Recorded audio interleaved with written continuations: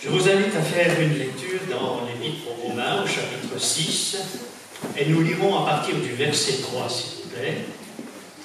Romains, chapitre 6, verset 3. Il est question du baptême, c'est le thème de ce jour. Et nous pouvons lire ceci. Ignorez-vous que nous tous qui avons été baptisés en Jésus-Christ, c'est en sa mort que nous avons été baptisés. Nous avons donc été ensevelis avec lui par le baptême en sa mort, afin que, comme Christ est ressuscité des morts par la gloire du Père, de même nous aussi, nous marchions en nouveauté de vie. En effet, si nous sommes devenus une même plante avec lui, c'est-à-dire greffés en lui, par la conformité à sa mort, nous le serons aussi par la conformité à sa résurrection, sachant que notre vieil homme, notre vieille nature, a été crucifié avec lui, afin que le corps du péché soit réduit à l'impuissance, pour que nous ne soyons plus esclaves du péché, car celui qui est mort est libre du péché. Et je passe au verset 11. Ainsi, vous-même, regardez-vous comme mort, ou considérez-vous comme mort au péché, et comme vivant pour Dieu en Jésus-Christ. Que le péché ne règne donc point dans votre corps mortel, et n'obéissez pas à ses convoitises. Ne livrez pas vos membres au péché comme des instruments d'iniquité, mais donnez-vous vous-même à Dieu comme étant vivants, de mort que vous étiez.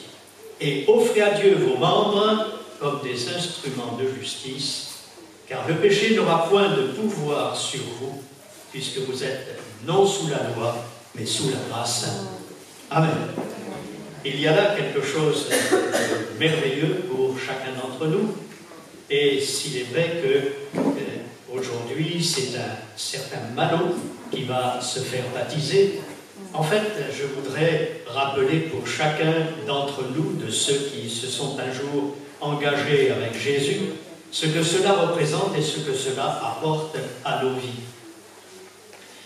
Nous étions donc pécheurs les uns et les autres.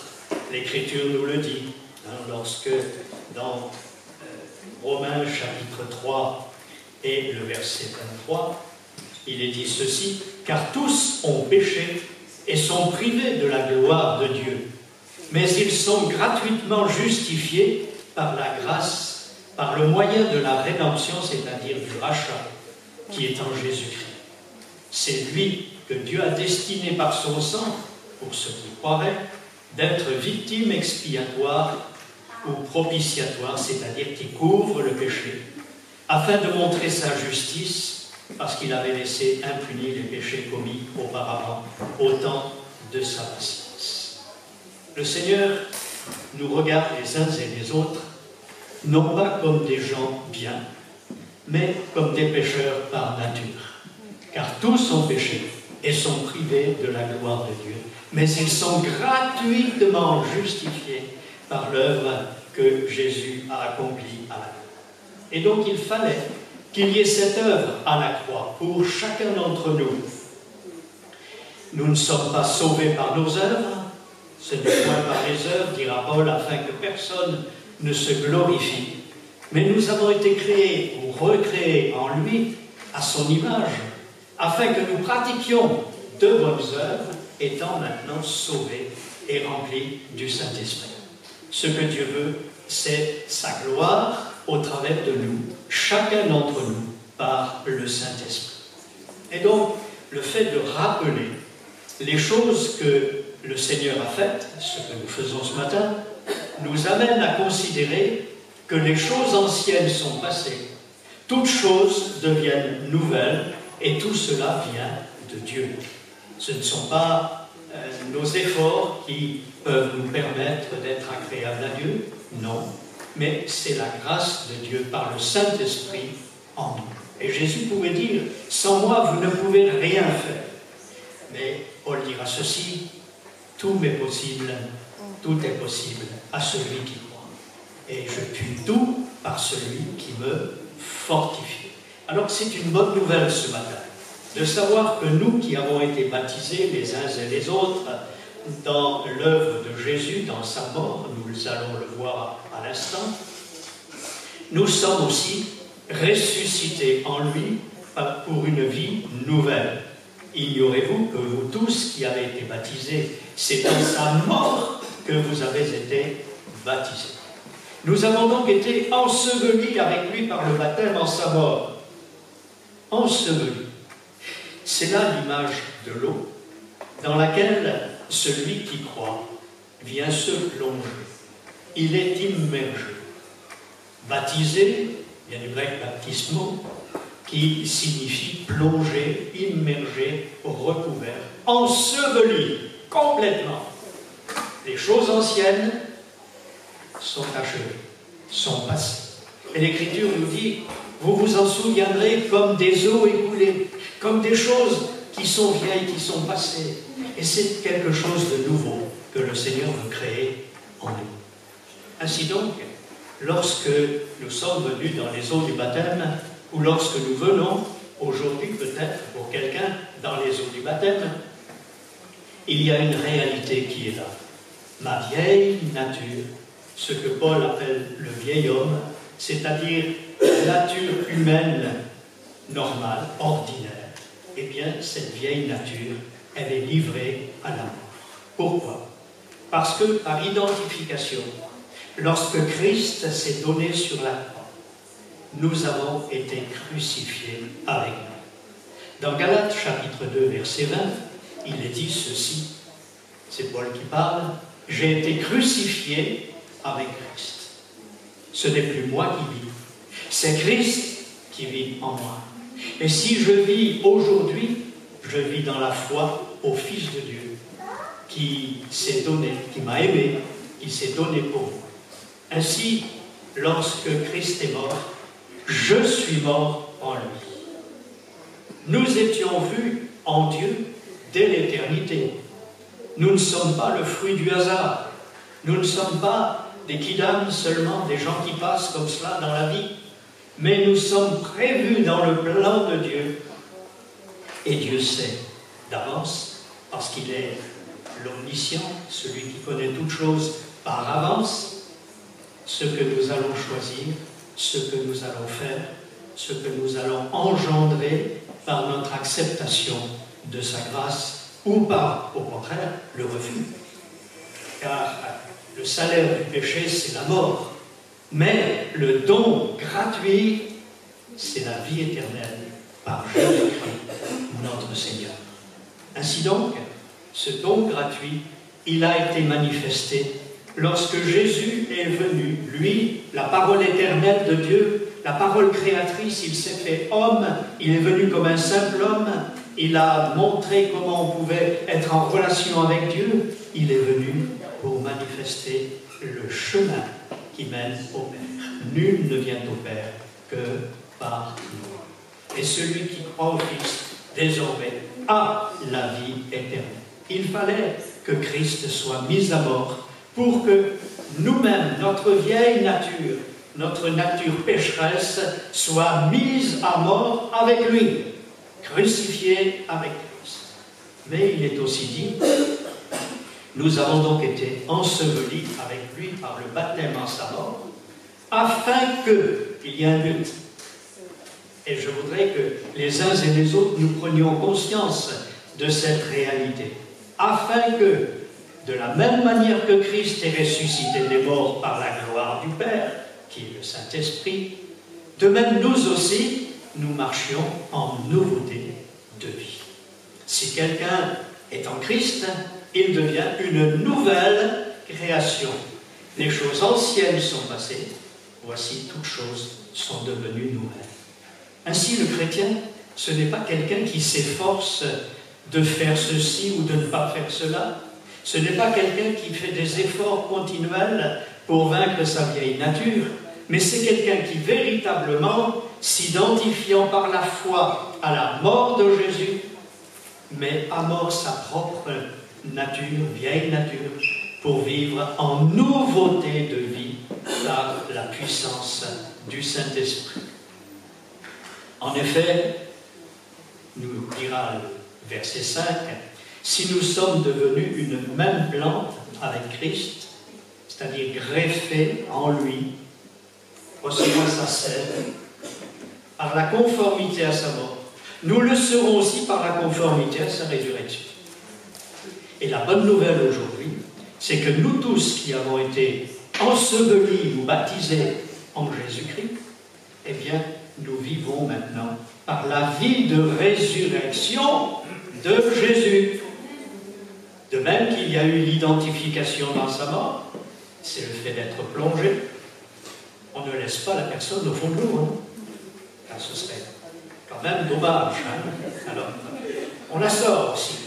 Comme Christ est ressuscité des morts le troisième jour, il vit par la gloire du Père qui est le Saint-Esprit. Donc nous le serons aussi par la conformité à sa résurrection. C'est donc une vie nouvelle qui commence à partir du moment où nous avons réellement donné, livré notre vie entre les mains de Dieu par la personne et l'œuvre de Jésus-Christ. Ce que nous étions autrefois n'a plus rien à voir avec notre vie d'aujourd'hui. Ce que nous faisions autrefois n'a plus rien à voir avec les œuvres que nous pouvons pratiquer aujourd'hui par la puissance du Saint-Esprit en nous. Comme dit l'Écriture, ce sont les œuvres que Dieu a préparées d'avance, depuis l'éternité, pour nous, chacun en particulier, afin que nous les pratiquions.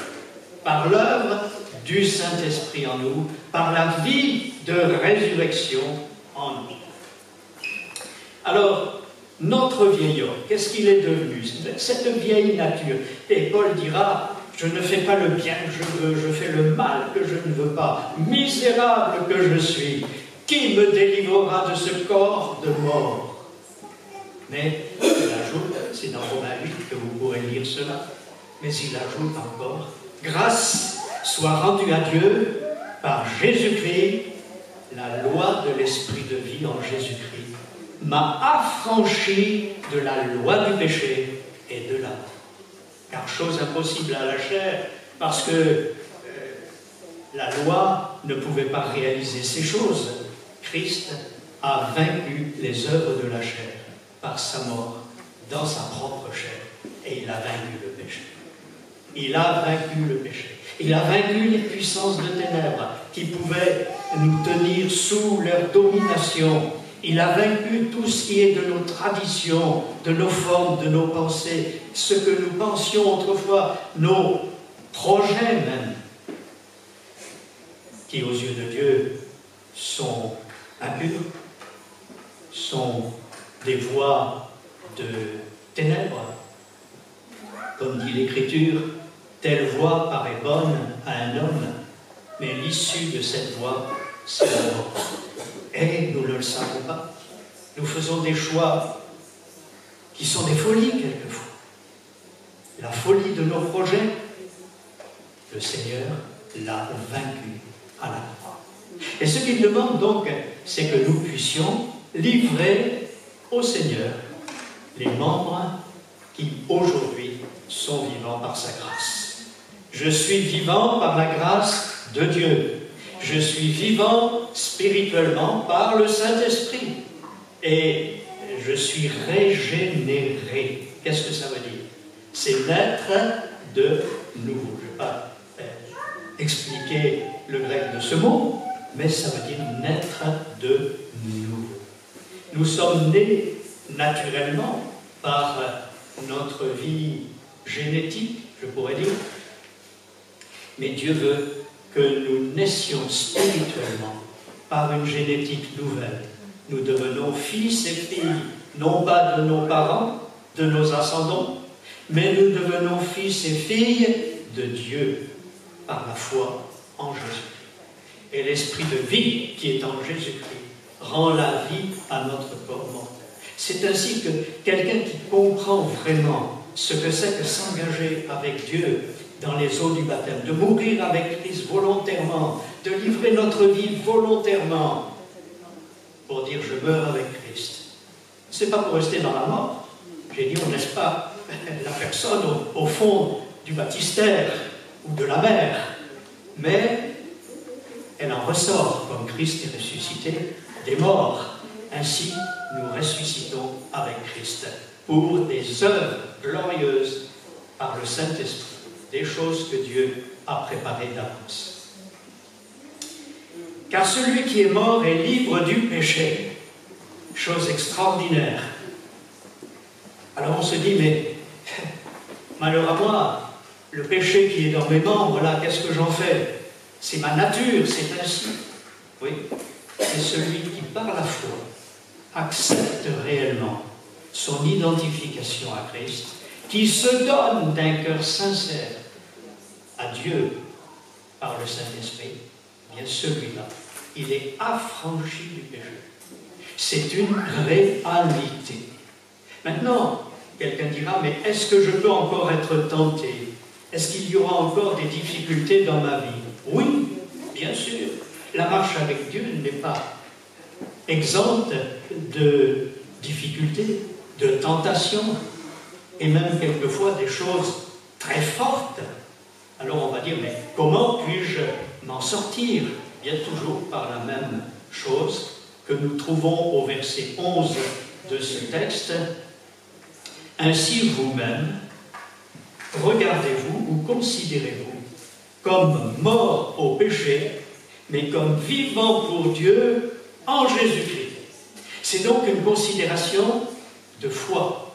C'est une réflexion, non pas seulement intellectuelle, mais une prise de position de cœur qui va nous dire, eh bien, je suis la propriété du Seigneur Jésus. Je lui appartiens. Ce n'est plus moi qui vis, c'est Christ qui vit en moi. Donc, regardez-vous comme mort au péché et comme vivant pour Dieu en Jésus-Christ. Et en conséquence de cela, que le péché ne règne donc point dans vos corps mortels et n'obéissez pas à ses convoitises.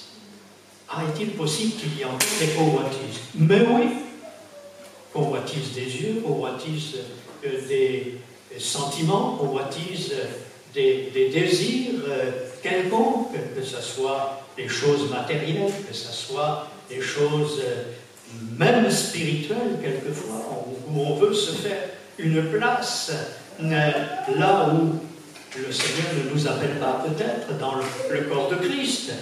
Nous avons toujours à dire, Seigneur, que veux-tu que je fasse? Et j'oserais résumer au travers de quelques mots ce qui doit être notre attitude pour dire à Dieu, Seigneur, ce que tu veux, quand tu veux, où tu veux, avec qui tu veux, et de la manière que tu veux. Et à ce moment-là, ce n'est plus moi qui vis, c'est Christ qui vit en moi. Quelle grâce de pouvoir vivre cela. Alors, ne livrez pas vos membres au péché comme des instruments d'iniquité, mais donnez-vous vous-même tous les jours à Dieu, comme étant vivants que vous êtes maintenant, de morts que vous étiez, et offrez à Dieu vos membres comme des instruments de justice. Amen.